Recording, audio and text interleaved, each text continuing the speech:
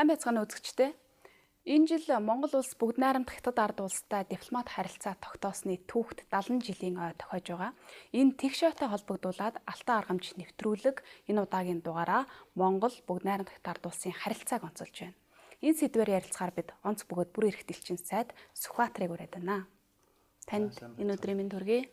Танд ч сарай минь төргий. За нэгэнтээ хоёулаа ярилцлагаа хоёр орны тэгш ойтой холбогдуулж эхлэх учраас бид ер нь харилцааныхаа суурийг тийм ээ орчин үеийн 70 жилийн харилцааны суурийг хэрхэн яаж тавьсан, хизээ тавьсан тийм ээ тэр өнцгөөс нь яриагаа хэлье. Тэгэхээр юуны өмнө Алтан аргамж гээд энэ их сайхан нэвтрүүлэгт оролцох боломж олгосонд та бүхэнд баярлалаа. За өмнөх нэвтрүүлгүүдээр бас харилцааны Монгол Хятадын харилцааны хөгжлийн явц тэнд гарч исэн зарим асуудлуудын талаар манай ахмадууд нэртэй дипломатууд нэлээд ярьсан байлээ. Яг нь миний хувьд бол одоо шинэ үеийн харилцаа хэрхэн үүсв тийм ээ. Шинэ Хятад улс 1949 онд байгуулагдаж 9 оны 10 дугаар сарын 1-нд одоо усаа тунхагласан. За үүнээс удаагүй 10 сарын 16-ны өдөр Монгол улс одоо эхний 8 дахь орн бол бүгд 8 Хятад ард улсыг одоо планширч одоо дипломат харилцаа тогтоосон байдаг. Тэгээ үүнээс хойш одоо ингээд 70 жил болж байна. Тэгээд харилцаа 70 жил гэдэг бол их багагүй хугацаа. Энэ хугацаанд одоо харилцаа асар эрчимтэй өндөр хөгжиж явсан үе бий. Хүйтэр сэрүүсэж бас зогсон байдалд орж исэн ч үе бий. Ерөнхий чиг хандлагаараа бол манай орны харилцаа одоо том жижиг гэлгүүгээр хөрш орнуудын хувьд үнэхээр одоо өссөн юм чиглэлээр явж өнөөдрийн энэ нэн таатай ийм одоо сайхан төвшөнд хүрчээ гэж одоо хэлэх бүрэн үндэстэй юм аа гэж үздэг. За 49 оны одоо анх харилцаа тогтоосноос хойш одоо харилцааг хөгжүүлэх нэлээд олон үе шатууд байдаг. За энэ дотор гол одоо үндсэн баримт бичгүүдийг одоо харилцааны суурь үндсийг одоо тавьж ирсэн баримт бичгүүд чухал байдаг. За би өөрөө олон улсын эрх зүйн одоо мэрэгчлэр одоо өөрөө бэлтгэгдсэн хүний хувьд одоо хэр талаас нь илүү хардаг. За энд одоо 60 оны найрамдал харилцан цуглах тухай гэдэг энэ гэрээ энэ чухал одоо үүрэгтэй. Энэ бол харилцааны үндсийг тодорхойлж хоёр орны одоо тусгаар улсын хувьд хоёр орн хэрхэн зэрэгцэн одоо инх таймнаар цааш зэрэгцэн орших энэ зарчмуудыг одоо анх тодорхойлж өгсөн байдаг. За үүнээс цааш бол мэдээж хамгийн чухал гэрээ бол хилийн гэрээ. Үндсэн хилийн гэрээгээ бид 62 онд одоо энэ 60 оны гэрээ байгуулсны дараа удалгүй байгуулж за тэрнээс үргэлжлүүлээд нөгөө демаркац буюу хилийн шугам тодорхойлсон энэ одоо зүйлүүдийг маш богино хугацаанд хийгээд газрын зураг дээр буулгаад одоо метр сантиметргүйгээр хилийн шугамаа тодорхойлсон. Энэ бол цаашдын харилцааг одоо хөгжүүлэхэд нэн одоо таатай нөхцөлийг бүрдүүлдэг, харилцан итгэлцдгийг биелүүлэхэд хамгийн чухал одоо үндэс болж өгдөг ийм баримт бичгүүд. Энэ баримт бичгүүдээ бид одоо нэгдсэн үндэсний байгууллагад албан ёсоор одоо бүртгүүлсэн. Хэрвээ янз бүрийн асуудал гарахад бол олон улсын хэмжээнд асуудал явахад тэр гэрээ одоо 3 дахь одоо шүүхийн одоо байдлаар шийдвэрлэхэд одоо ямар ч асуудалгүйгээр ингээд баталгаатай ийм болсон байдаг. Тэгээ ингээд харилцааны явцад цаашаа бид дахин сэргсэн 90-ад он, 80-ад оны сүүл 90-ад оны ихэнх үеэр мөн одоо олон улсын харилцааны одоо нэг чухал одоо баримт бичиг болох одоо хоёр орны харилцаанд тодорхойлсон найрсаг харилцаа хамтын ажиллагааны тухай гэрээг дахин шинээр байгуулсан байгаа. За энэ гэрээ бол энэ орчин үеийн харилцааны өнөөгийн энэ харилцааны үндэс одоо суурь нь болж өгсөн байгаа. За үүнээс хойш яг харилцааны үндсэн одоо улс төрийн харилцаа энэ эрх зүйн одоо тодорхойлсон томоохон баримт бичгүүд гэх юм бол одоо юу гэдгийг улс төрийн баримт бичгүүд нэлээд гаргалаа л да. Энэ ерөнхий сайдын айлчлалууд дээр нь одоо төрийн тэргүүний айлчлалуудээр улс төрийн одоо тунхаглууд гаргасан байгаа. За хамгийн сүүлийн одоо томоохон баримт бичиг бол одоо Ши Жинпин даргын Монгол улсад хийсэн төрийн айлчлалын үеэр хоёр улсын харилцааг стратегийн иж бүрэн түншлэлийн хэмжээнд одоо хөргөйг тунхаглан зарласан ийм тунхал байгаа. Энэ баримт бичгүүд бол ингээд харилцааг одоо цааш нь өргөн хэмжээнд тогтвортой одоо янз бүрийн эрсдэлд орохгүйгээр урт удаан хугацаанд хөгжүүлэх энэ боломжийг нээж өгсөн ийм одоо суурь баримт бичгүүд юм аа гэж одоо хэлж болно. 1990-ад оны үеийн Хятадын талаас хийх айлчлалтай холбогдуулаад тийм ээ ардчлалын төлөөх жагсаал цуглаан гээд нөхцөл байдал бол бас жоохон төвөгтэй байсан. 94 оны үед би гадаад харилцааны яамны гэрээ эрхийн хэлтсийн даргын албан тушаалд ажиллаж исэн. Гомсрон сайдын удирдлагын дор ингээд Хятадын талаас одоо ерөнхий сайдын айлчил, Липений айлчлалыг одоо хэрэгжүүлэхээр за энэ үеэр одоо гол үндсэн баримт бичиг болсон энэ одоо найрсаг харилцаа тухайн үед найрамдлах хамт харилцан цуглах тухай гэрээ гэд энэ гэрээг одоо шинчлэх ийм зорилтыг одоо тавьсан. Энэ одоо гэрээний айлчлалын гол одоо үр дүн бол энэ болох ёстой. Тэгээд би одоо эрхийн даргын хувьд энэ одоо сайдын удирдлаганд одоо сайдаас өгсөн үүргийн дагуу анхны гэрээний одоо төслийг боловсруулах, тэрэндээ бусад байгууллагаас санал авах гэх их ажилтай л та. Тэрийг аваад одоо гол хэлэлцээнд нь бас орж илаа. Хэрээний одоо ихийг тохирох хэлэлцээ. Тэнд одоо тухайн үед манай бас нэртэй дипломат Ахмад дипломат одоо талигч болсон Олзваа гэдэг элчин сайд байсан. Олзваагаа одоо бидний ахлаа тэгээ би эндээс төвөөс очиж гол төлөөлөгч ингээд хэлэлцээ хийжсэн. Тэр үеийн одоо гадаад яамны Хятадын гадаад иргэн сайд байгаа Ван Э гэдэг хүн тэр үед Азийн газрын дэд дарга байсан. Тэр хүн Хятадын талаас ахлаад ингээд хоёр талаасаа гэрээнийхээ одоо ихийг тохирох хэлэлцээг одоо нэлээд хэдэн шатны хэлэлцээ хийжсэн юм аа. За тэгээд хэлэлцээ хийхэд бол нэлээд төвөгтэй асуудлууд дотор нь одоо байсан асуудлууд бий нөгөө эрхцүүч одоо олон улсын эрхцүүгээр мэрэгдсэн хүний хувьд тэр одоо 60 оны гэрээ бол ийм оршил преамбул буюу оршил хэсэг тэгээд үндсэн хэсэг гэдэг 5 зүйлтэй. Тэгээд олон улсын эрхцүүгээр бол заавал биелүүлэх тэгээд улс төрийн одоо баримт бичигээд хоёр тустай байдаг. Тэгээд улс төрийн эмтэр бол юу гэдгийг заавал биелүүлэх гэх юм уу те гэхээс илүү зорилго тодорхойлсон байдаг.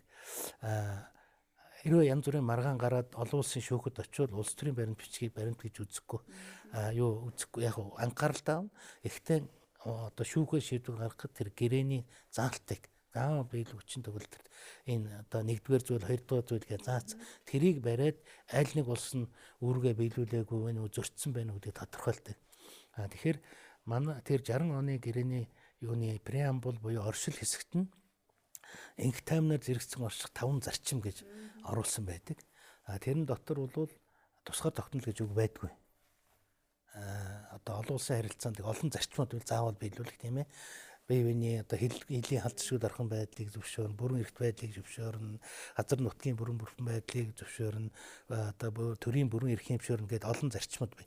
Тэгээд тэр үеийн юун дээр бол тусгаар тогтнол гэдэг үг ороогүй байдгийг. Тэгээд тийм гэрээ бид нар байгуулсан байдаг. 94 оны гэрээнд тэрийг бид нар оруулахын тулд тэр оршил хэсэгт байгаа зүйлийг тусгай зүйл анги болгоод тийм ээ. Энэ одоо нэгдүгээр зүйлд болгоод заавал биелүүлэх зарчим болгож гэрээндээ тусгаж өгөөд дээр нь тэр тусгаар тогтнол гэдэг үгийг одоо нэмж оруулж байгаа нэг зарчим нэмж байгаа. Тэгээд тэрүүгээр 94 оны гэрээ бол маш онцлогтой одоо хятад мэдээгээр бидний тусгаар тогтнолыг одоо юу гэдэг төрүүчийн бүгд найрамдах хятад улс ард биш. Тэр үед нөгөө манай плебисцит бол 45 оны юу бол тэгээд зөвшөөрсөн тэрийгэ баталгаажуулаад дипломат харилцаа тогтооцсон. Эхний зүйл ангид нь ингээд инх таймнаар зэрэгцэн орчих 5 зарчим тэгээд нэмэгдээ 6 болоод тусгаар тогтнол гэж ороод ингээд Хятадын талаас одоо Монгол улсын тусгаар тогтнолыг одоо бүрэн хүлээн зөвшөөрлөө гэдгийг үндсэн гэрээндээ оруулаад тэрийг хүлээн зөвшөөрч оруулж байгаа. Дээр нь манай тал бол энэ Тайван бол Хятадын салшгүй хэсэг мөн гэдгийг бид хүлээн зөвшөөрнө гэдгийг тэр гэрээнд бас тусгасан. Тэгээд өөр нэг асуудал нь яг манайх бас тухайн үед нөгөө цөмийн зэвсгээс ангид бүс болно гэдэг энэ асуудлыг их тухайн тавьж ирсэн. Тэгээд тэрийгэ мөн энэ гэрээнд тусгуулж чадсан байгаа. Ингээд энэ гэрээг байгуулах гээд одоо байж байтал манай дотоодын нөхцөл байдал нэлээд хүндэрсэн. Тухайн үед бол одоо Липен гэдэг хүн ерөнхий сайд байсан. Тэр хүн бол нөгөө Чангманы талбай дээр болсон энэ үйл явдлын үед бол бас ерөнхий сайдаар ажиллаж исэн. За тэр асуудлыг одоо шийдвэрлэхэд гол үүрэгтэй байсан хүн, нэлийн чих шүүмжилттэй байсан, гадны одоо барууны одоо юунуудаар их шүүмжилдэг ийм хүн одоо айлчлан ирж манайд одоо гарын үсэгт ийм томоохон гэрээ байгуулах ийм юутай Жасраа гад гэхэд ерөнхий сайд байсан. Гэтэл манай дотоодын нөхцөл байдлаас болоод энэ жагсаал цуглаан болоо суулт хийгээд ямар өсгөлэн зарлана гэдэг ийм байдал бий болцсон. Хятадын талаас бол одоо байр суурийг бас илэрхийлж байсан л та. Ийм дотоодын нөхцөл байдал чинь ийм тайван бус байгаа нь энэ манай айлчлалыг хэрэгжүүлэхэд таантай орчин бүрдүүлэхгүй байна. Та нар энэ асуудлаа зохицуулаач гэв. За ер нь бол хятадын талаас хэрвээ ийм байдалтай байвал бид энэ айлчлалыг бол энэ удаа бол хэрэгжүүлэхгүй одоо хойшлуулах одоо магадгүй гэсэн ийм одоо шаардлага тавьж исэн. Тэгээд энэ байдлыг дүгнээд манайхан бас гадагшаа дотгошоо зөндөө ажилласан тэрэн дотор одоо гомсрон сайдаас надад одоо тусгайлан өөрөг даалгаврыг чинь одоо улсуудаа очиж тайлбарлаа. Энэ байгуулах гэж чиний ажиллаад байгаа энэ гэрээнийхээ утга учирыг очиж тайлбарлаж өгөө гэх. Тэгээд би энэ Батүлтэй уулзаад Батүлтэй яриад тэгээд бит хоёр шөнийн одоо бүр шөнийн 1-2 цагийн үед штэ энэ талбай дээр гэр барьцын улсуудаар ирж уулзч тийм ээ. Ямар учиртай гэрээ бид байгуулах гэдэг юм бэ? Бид тэр одоо энэ зүгээр үнэхээр их орон одоо энэ тусгаар тогтнолынхаа төлөө гэсэн тэмцэл явуулж байгаа бол энэ одоо айлчил бол манайд маш чухал айлчлаа. Энэгээр одоо ийм гэрээ байгуулах гэж байна. Энд одоо ийм заалтууд орж байгаа маа гэдгийг одоо би шүнжин одоо яар тайлбарлал тийм ээ. Батүл тэрийг их сайн ойлгосол доо. Тэгээ нөгөө улсуудаа хэлээд тэгээд тэрний хүчинд маргааш өглөө тэр шөнийн дотор бүх юугаа цэвэрлээ, талбайг цэвэрлээ. Тэгээ айлчил болоход талбай дээр ямар нэгэн шгсаа цуглаан бол юм болоогүй. Тухайн үеийн тэр жагсаал цуглаан болвол хятадын эсрэгч юм уу тий олон улсын янз бүрийн тийм шаардлага тавиагүй зөвхөн дотоодын эдийн засгийн одоо бодлоготой холбоотой гэх юм уу улс төрийн тийм тэмцлийн нэг юу байсан. Тэрийг ч бас хятадын тал бол анзаарсан байсан. Тэгээд энэ юу жагсаал цуглаан өрн зогссонд бол хятадын тал одоо их зөвөр ойлгож танай ардсан болвол бас энэ харилцаагаа үнэхээр одоо дээдэлж үздэг юм байна. Ийм одоо яасанд одоо бид дуртай одоо айлчж байна гэд айлчлаад гэрээ хэлцээрээ зураад байгуулж исэн юм түүхтэй юм аа. Та хэдэн онд Монгол улсаа төлөөлж Бүгд найрамдах ард улсад ажилласан бэ? Хэр хугацаанд ажиллав? Бүгд найрамдах хятад ард улстай дипломат харилцаа тогтоосноос хойш одоо өнөөдрийг хүртэл манайд 16 элчин сайд ажилласан байдаг. Би бол 15 дахь нь одоо миний өмнө одоо Батцөх гэдэг одоо оюу толгой ажиллаж байгаа Батцөхгүй ажиллаж исэн. Миний дараа одоо Ган хоёг гээд 16 дахь элчин сайд ажиллаж байна. Тэгээ би 2009 онд одоо Элбэг дорж ерөнхийлөгчийн гадаад бодлогын зөвлөхөр ажиллаж байгаа. Тэгээд эндээсээ Бүгд найрамдах хятад ард улсад суух элчин сайдаар томилогдсон. 16 оны 8 сар хүртэл ажилласан. Нийтдээ нэг 7 жил орчим ажилласан юм да. Ийм хугацаанд ажиллалаа. 16 элчин сайдыг хятад улсад Монгол улсаа төлөөлж ажиллахад мэдээж тухайн одоо элчин сайдуудын ажилласан тэр он цаг бол өөр гэсэн өнгө аястай тийм ээ. Өөр онцлогтой байдаг. Таны ажилласан 2009-оос 2016 оны хооронд тийм ээ хоёр орны харилцааг улам ахиулахад ахицтай ямар одоо түүх үйл явдлууд болсон бэ? Тэгэхээр ер нь бол элчин сайд нарын ажилласан хугацаа бол яг тэр одоо тухайн үеийнхэн цаг үеийнхэн онцлогтой одоо юу гэдгийг зохицож одоо тэргээр үйл ажиллагаа нэлээхэн тодорхойлогдож байдаг. Олон улсын байдал хурцдмал хоёр улсын харилцаа хүндхэн байгаа үед бол тэр хүн одоо ажилласан яаж ажиллаж исэн тэр одоо тийм байдлаар нөгөө ажил үйлс нь тодорхойлогддог. Тухайн хүний одоо ажиллаж байгаа үе сайхан одоо харилцаа тайван тогтун ийм сайхан үе олон улсын байдал ч гэсэн нийтдээ сайхан байвал тэр хүнд ажиллах илүү боломжтой асар их одоо юу гэдгийг үйл ажиллагааны өргөн боломжууд нээгдсэн ийм үед байдаг. За миний хувьд бас яг тийм сайхан үеийг таарчээ гэж би хувьдаа үздэг. Одоо 2009 оны үед намайг хамлагдж явах үед одоо 2 оны харилцааны худалдаа эдийн засгийн харилцааг өргөн хэмжээнд хөгжүүлэх өргөн одоо боломжууд нээгдсэн тийм үе байлаа. Мэдээж улс төрийн харилцааны хувьд харилцаа маань дээд түвшиндээ одоо маш сайн харилцан ойлголцол төрсэн, ард түмний харилцан итгэлцэл өндөр хэмжээнд хүрсэн, ямар нэгэн улс төрийн одоо үл ойлголцох буюу санал зүрх асуудал одоо байхгүй, олон улсын болоод бүс нутгийн шинжтэй олон асуудал дээр хоёр улсын байр суурь ойролцоо буюу ижил төстэй байдаг ийм сайхан таатай нөхцөлтэй үед би одоо ажиллах одоо надад боломж олдлоо. Намайг одоо тэр үед ажиллаж байхад ажиллахаар томилогдож байх үед одоо энэ худалдаа эдийн засгийн хамтын ажиллагааг өргөн хөгжүүлэх, Монгол улсын эдийн засгийн хөгжлийг одоо хурдсгах, түлхэц өгөх энэ боломжийг энэ хятадын өсөн нэмэгдэж байгаа энэ эдийн засгийн боломжтой холбох энэ ажлыг одоо гардан хариуцаж одоо явуулах хэрэгтэй. Хоёрдугаарт нь хятадын одоо шинэ үеийн удирдлага гарч ирж байна. Гарч ирэх гэж байна. Тийм учраас энэ шинэ удирдлагатай Монгол төрийн одоо удирдлагыг Монгол улсын одоо тухайн үеийн одоо төрийн дээд ирэх барьж байгаа хүмүүсийг холбох, ойртуулах, ойрын одоо харилцаа тогтооход нь одоо гол анхаарч ажиллах ийм одоо асуудлуудыг миний одоо ажлын гол чиглэл зорилго болгоод тодорхойлж одоо өгсөн байдаг. Тэгээ би одоо энэ зорилгоо одоо биелүүлэхийн төлөө хичээж ажилласан юм аа.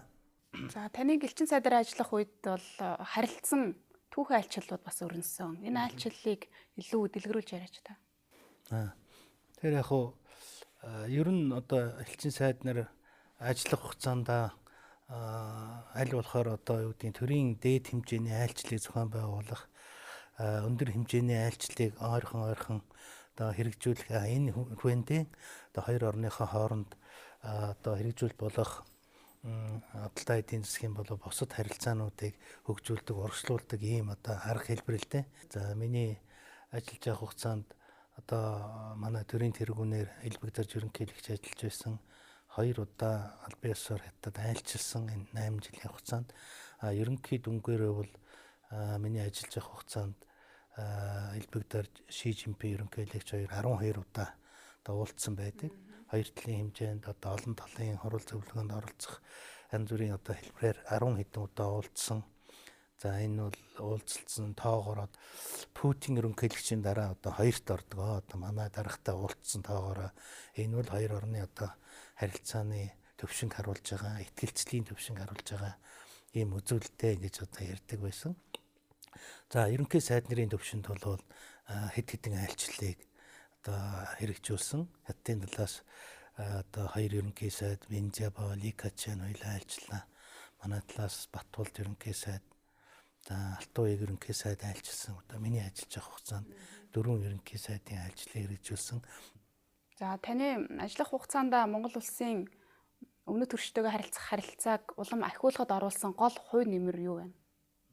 Улс төрийн харилцааны хувьд одоо би өөрийнхөө гол тавьсан зорилгоо бол гайгүй хэрэгжүүлсэн гэж одоо боддог.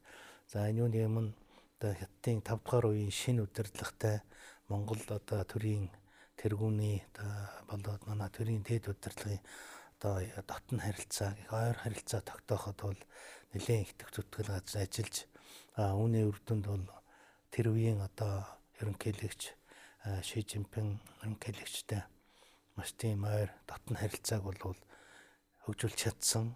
За үүнийхээ одоо үр дүнд их юм уу цаашлаад гурван талын Оросын холбооны ерөнхийлөгчтэй ингээд одоо уулздаг энэ гурван талын механизмыг одоо хэрэгжүүлэх энэ боломжийг бүрдүүлэхэд хятадын талын одоо дэмжлэг ойлголцоо бол маш чухал байсан. За энэ бол энэ хоёр хүний хооронд тогтоосон энэ ойр харилцааны дүнд бол нэлээд одоо их түлхэц өгсөн. Хятадын талаас ийм уулзалтыг бол анхнаас нь дэмжиж хэрэгжүүлэе гэж намын Оросын тал ч гэсэн ойлгуулахад бас нэлээд түлхэц өгсөн ийм одоо зүйл болсон гэж үздэг.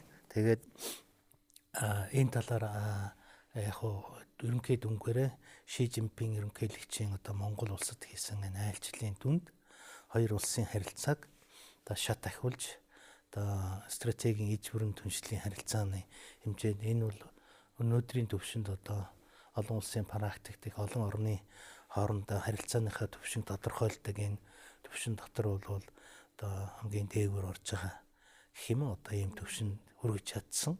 За энийг би гол одоо өөрийн оруулсан хувь нэмэр гэж харж байгаа. За мэдээж худалдаа эзэн засгийн хамтын ажиллагааны тал дээр одоо нэлийн одоо зүйлүүд хийгдсэн байгаа. За би түрүүн хэллээ. Худалдаа эдийн засгийн хамтын ажиллагааг өргөжүүлэх нэг ийм таатай боломж бүрдсэн.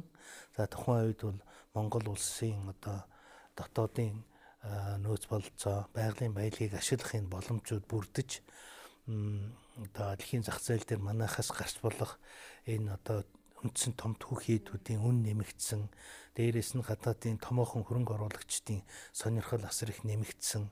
За ингээд гаднаас оруулж байгаа гадны хөрөнгө оруулагчид бол Монголын энэ байгалийн баялаг ашиглаад тэрнийг борлуулах зах зээлээ бол ерөнхийдөө хятадыг гэж одоо харж ирсэн учраас Монгол хятадын харилцааны энэ улс төрийн таатай нөхцөл бол энэ бүх боломжийг бүрдүүлж гин гэдэгт хардаг.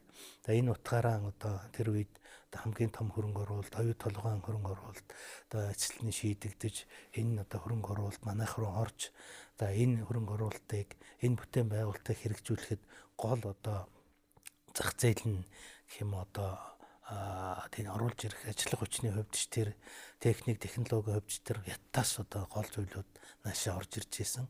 Энэ утгаараа одоо худалдаа эзэн засгийн харьцаа тухайн үед 10 он, 11 оны үед бол огцон өсөж за бараг 6.5 тэрбум, 7 тэрбум хүртэл хэмжээний худалдаа одоо хийгдчихсэн үе бий. Тэр үед бас одоо хятадын эдийн засгийн өсөлт бас эрс нэмэгдэж дэд бүтцийн бүтээн байгуулалтууд за эрчим хүчний хэрэгцээ маш их байсан учраас манайхаас гарч исэн гол түүхэд нүүрсний үн бол маш их одоо хэрэгцээ үнэн их өндөр байсан. Тэр утгаараа манайхаас гарч байгаа экспортын бүтээгдэхүүн одоо богино хугацаанд их эрс нэмэгдэж маш их өндөр одоо үзүүлэлттэй байсан ийм жилүүд байсан. За Монгол улсын одоо 3 дахь зүстэй харилцааг хөгжүүлэх за ялангуяа 3 дахь зах зээл рүү зөвхөн 2 өршөөсөө гадна 3 дахь зах зээл рүү гарах боломжийг нэг тал дээр их чухал алхмууд хийгдсэн. За энэ юуны өмнө одоо хамгийн чухал нь манайх одоо 3 дахь зах зээл гараа гэвэл хамгийн ойр одоо гарц маань бол хятадын нутгаар одоо дамжин гарах явдал байдаг. За хамгийн ойр одоо манай хэлээс далайн эрэг хүрэх одоо 1000 гаруй километр газарт бол хятадын гол далайн бомбтууд байдаг. За хятадын далтай энийг ярилцсны түнд бол хятадын далайн эргийн зүүн хойдлын далайн эргийн одоо энэ гол бомбтуудыг манад бол нээж өгсөн. Худалдаа эрхлэхэд одоо энэ бомбтууд танах ашиглаж болно гэж одоо нээж өгсөн. За мөн Монголоос гарч байгаа уул уурхай бол энэ байгалийн баялагын энэ бүтээгдэхүүний 3.1 хүртэлх хэмжээтэй танах чөлөөтэй манай нутгаар дамжуул 3 дахь заханд гаргахыг одоо бид зөвшөөрч байна. Энийг одоо хэлцэж ярилцъя. За мөн одоо төмөр замын тээврээр энийг одоо зөөх нөхцөлд бараг 40 орчим хувь хүртэл тарифын хөнгөлт үзүүлье. Ийм одоо зарчмын тохиролцоонууд тухайн үед хийгдчихсэн. За энийг одоо бас хэрэгжүүлэх явц нь одоохондоо явцсан тал байх шиг байна. Яриа харилцаад яг тэр үе хэмжээндээ хурж хэрэгжиж чадаагүй байгаа. За мөн тухайн үед одоо Монголын экспортын нэр төрлийг одоо нэмэгдүүлэх асуудал маш чухлаар тавигдаж за үүн дээр одоо Монгол улсын өөрийн одоо үндсэн баялаг болсон мал аж ахуйн бүтээгдэхүүнийг гадаадын одоо хятадын зах зээл рүү гаргах асуудлыг бас их онцгойлон тавьж исэн. Тэгээ энэ дээр үүний өмнө одоо бид махан бүтээгдэхүүнийг хятадын зах зээл рүү одоо нийлүүлэх энэ гарцыг нээхийн төлөө маш их хүчин чармайлт гаргаж ажилласан. Үүний дүнд ер нь эхний одоо асуудлууд бол шийдэгдсэн. За өшөө нэг том асуудал бол тухайн үед оюу толгойн үйлдвэрийг одоо эхний ээлжийг ашиглалтанд оруулах захиргааны нийлүүлэх асуудал маш чухлаар тавигдчихсэн. Энэ бол бас үндэсний хэмжээний том асуудал. Тэр үед захиргааны станц байгаагүй учраас эхний ээлжинд хятадын талаас захиргааныг нийлүүлэх энэ одоо асуудлыг шийдвэрлүүлэх асуудал нь одоо их чухлаар тавигдаж энэ дээр нэлээд одоо бас хүч чармайд ажилласны хүчинд амарч байсан хятадын талаас одоо захиргааныг одоо нийлүүлж байгаа. Одоо ч гэсэн нийлүүлж байна. Тэгээ яг яванда захиргааны станц бариад ингээд устдаа бол асуудал өөр болох байх. За манайх бол өмнөд хөрштөөгөө харилцаагаа дээд түвшинд буюу тийм ээ стратеги ээж бүрэн түншлэл рүү шат ахиулчлаа. Хоёр орны харилцаач тэр олон улсын талбарт ч тэр бидэнд ер нь ямар давуу талууд гарч ирдэг юм бэ? Монгол хятадын харилцааны хувьд одоо энэ юу гэсэн үг юм бэ гэдгийг за юуны өмнө стратегийн гэхээр манайхан цэрэг юуны одоо юугаар цэргийн одоо холбооч байгуулж байгаа ма стратеги гэдэг нь одоо илүү одоо цэргийн утгаар ойлгодог байлаа л да тийм. Одоо орчин үед юугаар ойлгож байна гэхээр урт удаан хугацаанд энэ тогтвортой харилцаагаа хөгжүүлье тийм ээ.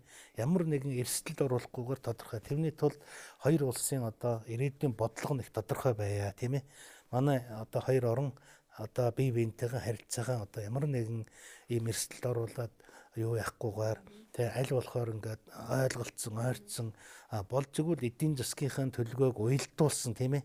Энд цахилгаан үйлдвэрлэж хахад энд одоо давхар цахилгаан үйлдвэрлээд хоорондоо өрсөлдөд байхгүйгээр зохицуулаад тэндээс цахилгаан аваад энд нүүрс гаргаж хахад тэнднийх нүүрсээ юу гэдгийг те давхар ингээд өрсөлдөд байхгүйгээр ингээд зохицуулах маягаар яваа гэсэн ийм санаагаар одоо хийж байгаа юм л да. Тэгээ стратегийн иж бүрэн гэхээр зөвхөн одоо юу гэдгийг хоёр талд ашигтай юм биш тийм ээ. Бас цаавал хөгжүүлэх ёстой салбарууд бий. Соёлын салбар байна, боловсролын салбар байна, бусад хүмүүнлэгийн салбараа бас давхар ингэж авч явъя гэж. Иж бүрэн гэдгийн утга нь бол тэрэндээ хятадын талаас одоо тавиад байгаа нэг одоо зүйл нь байгаа шүү дээ. За манайх том орон одоо эдийн засаг нь хэтэрхий одоо танахтай харьцуулахад тэрхий том байж болно. Гэхдээ бид та нартай харилцахдаа бас энийг ойлгож байна. Зөвхөн өөртөө ашигтайгаар бид асуудлыг тавихгүй. Зарим тохиолдолд Монгол улсад илүү ашигтай бид гарцтай байсан ч гэсэн харилцаагаа бол авч явна шүү гэж одоо Ши Жинпин дарга бол өөрөө бас одоо хэлж ирсэн байхгүй. Бүгд найрамдах Хятад ард улстай манай иргэд хоорондын харилцаа бол маш эрчимтэй хөгжиж байгаа шүү дээ тийм ээ.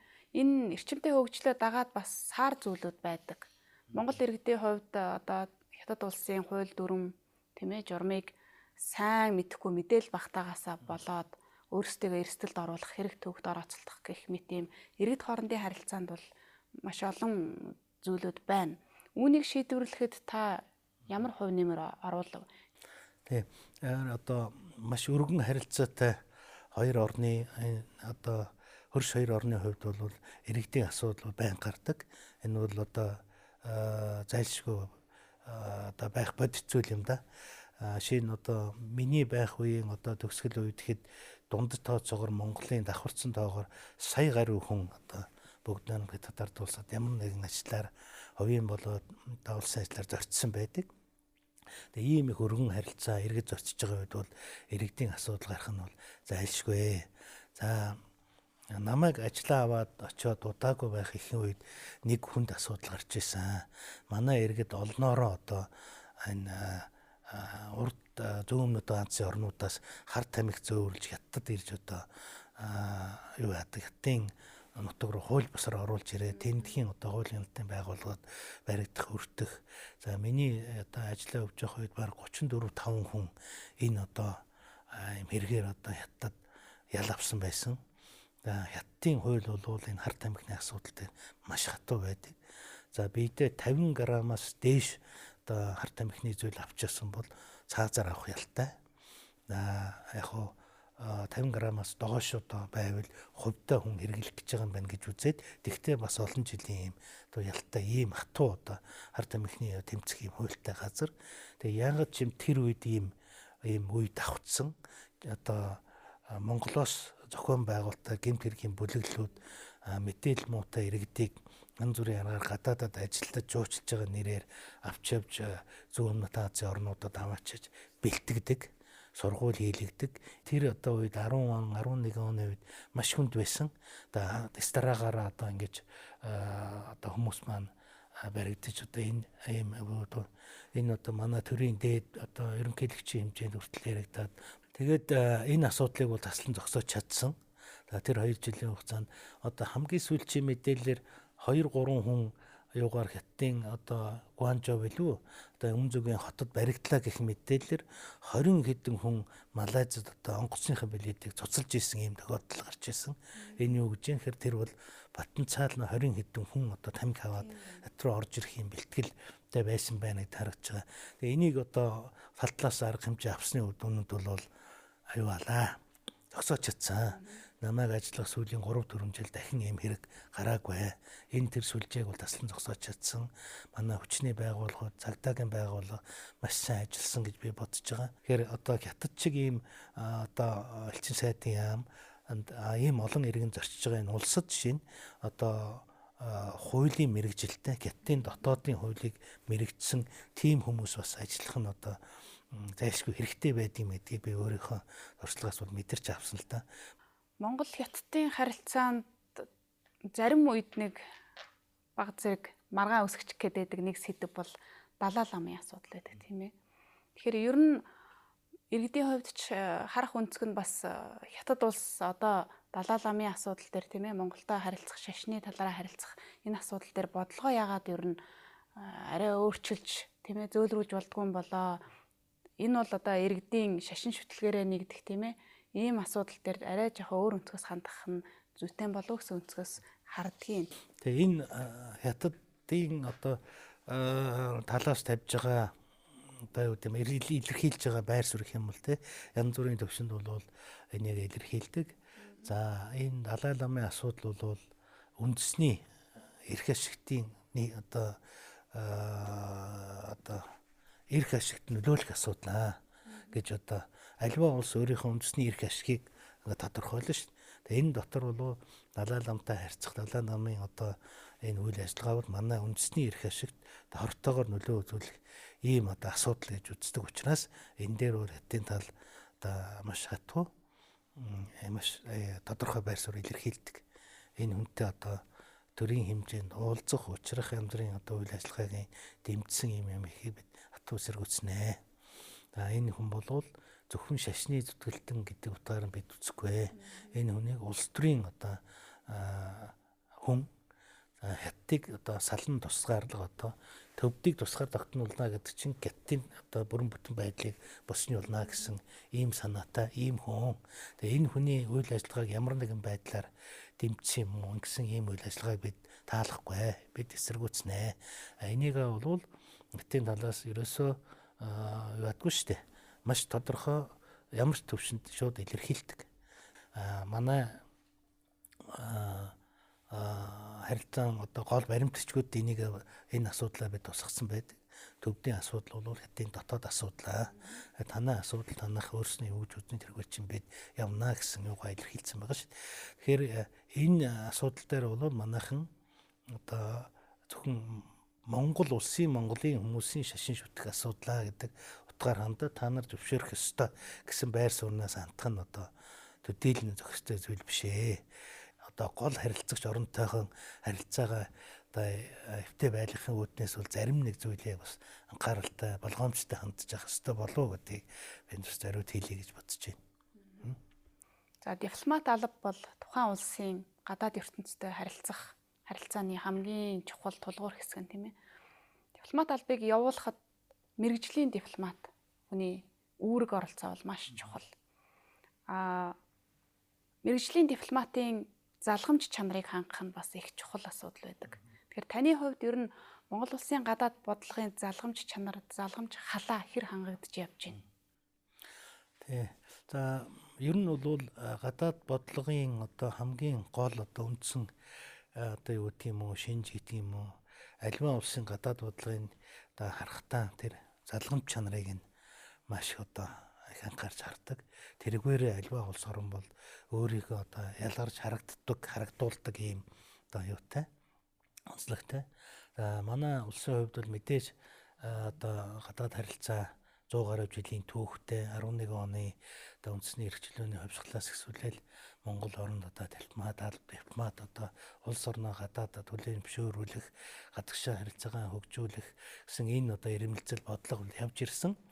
За ер нь 40-од оны дунд үеэс дэлхийн 2 дугаар дайнаас хойш за Монгол улс нөгөө дэлхийн 2 дугаар дайнд одоо зөвлөлт холбоот улстай хамт холбоотны талд одоо оролцсны хүчинд холбоотон гол орнууд Монгол улсын сухартганд зөвшөөрснөөс эхлээд гадаад харилцааны мэрэгжлийн албыг бол жинхэнэ номоор нь хөгжүүлж ирсэн байдаг. Анхны одоо мэрэгжлийн дипломатууд 45 байна. 46 оноос эхлээд одоо зөвлөлт холбоот улсын олон улсын харилцааны дээд сургууль бэлтгэж ингэж ирсэн. Ер нь бол 80-ад оны сүүл хүртэл энэ гадаад харилцааны энэ болсон хүчний энэ бэлтгэх энэ асуудал маш системтэй, маш юм шат дараалсан хүний одоо хамгийн доод албан тушаалаас эхлээд одоо тэтгэвртэй гарах хүртэл энэ зураглал нь хүртэл тодорхой байдаг шахуу ийм одоо байсан. Ер нь бол гадаад харилцааны юм тухайн үедээ нөгөө манайх чих их хаалттай тийм нийгэм байлаа. Маш цөөхөн оронтой харилцдаг. За гадагшаа барууны орон болоод нүү боловсон байгууллага бол маш цөөн тооны дипломатууд явж явах боломжтой. Ерөнхийдөө дийлэнх хүмүүсийн хувьд бол гадаад орчин хаалттай байлаа л да. Тэгээ энэ нөхцөлд бол мэдээж Непал харилцаа хатуу байх нь аргагүй байсан баг. Ингээд арчилсан өөрчлөлт шинжилт 90-ад оны одоо энэ их өөрчлөлтөөр энэ гадаад харилцааны салбар ч гэсэн бас нэлээд одоо нээлттэй нийт одоо хүмүүс хүртээмжтэй юм болж эхэлсэн. За үүнтэй холбогдоод бас энэ гадаад бодлогын залгам чанар мөн одоо гадаад болсон хүчний бэлтгэх, зургах ийм асуудлууд бас хүндхэн байдал руу орж эхэлсэн. Энийг одоо нуугаад явах уу? Энэ бол ерөнхийдөө алдагдах тийшээгээ явжээ гэсэн ийм сэтгэл одоо төрөх болж байна. Олон одоо мэргэжлийн дипломатууд энэ системд ажиллаж байсан олон хүн энэ талаар бас одоо санаа зовнож санал бодлоо илэрхийлдэг юм байлээ. Тэгэхээр гадаад энэ одоо харилцааны алба гэдэг бол альва улсын одоо тагнуулын алба ч гэдэг юм уу, тусгай албатууд дотор хамгийн одоо чухал алба байдаг. Дипломат алба гэдэг бол ээлийн өмнө гадны хүмүүстэй очиж дипломатуудаас гадна бүх хүнтэй уулзаж чөлөөтэй ингэж явах ийм алба. Энэ дээр байгаа хүмүүсээ одоо бэлтгэх асуудалд ямар ч улс бол онцгой ач холбогдол өгдөг. Үндэсний аюулгүй байдлынхаа одоо нэг одоо юу гэж үздэг.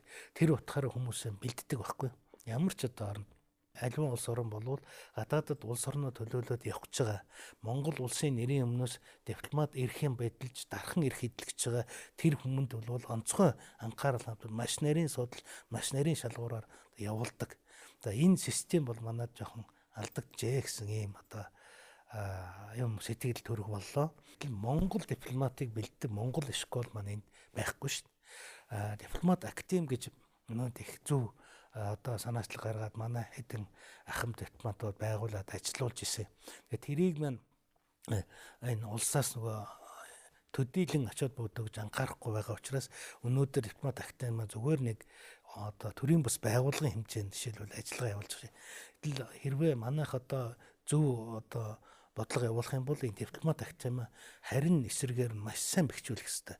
Монгол дипломатаа бэлдэж гарах хэрэгтэй байхгүй. Өнөөдөр бол Хятад улс дэлхийн тэргүүлэгч өсрөнгөө эдийн засагтай улс орнуудын нэг болж байна, тийм ээ. Хөгжил нь бол асар хурдтай явж байна. Ийм их хөршийн дэргэд байгаа Монгол улс ирээдүйн 70 жилд бид ер нь яаж хэрхэн хамтарч ажиллах юм?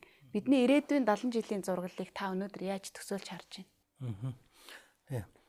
Харин Хятадын одоо гадаад бодлогын одоо ер нь хөгжлийнх нь энэ концепцийг харахаар зэрэг ер нь бол надад дандаа их сайхан гэгээлгэр харагдаж байна л да.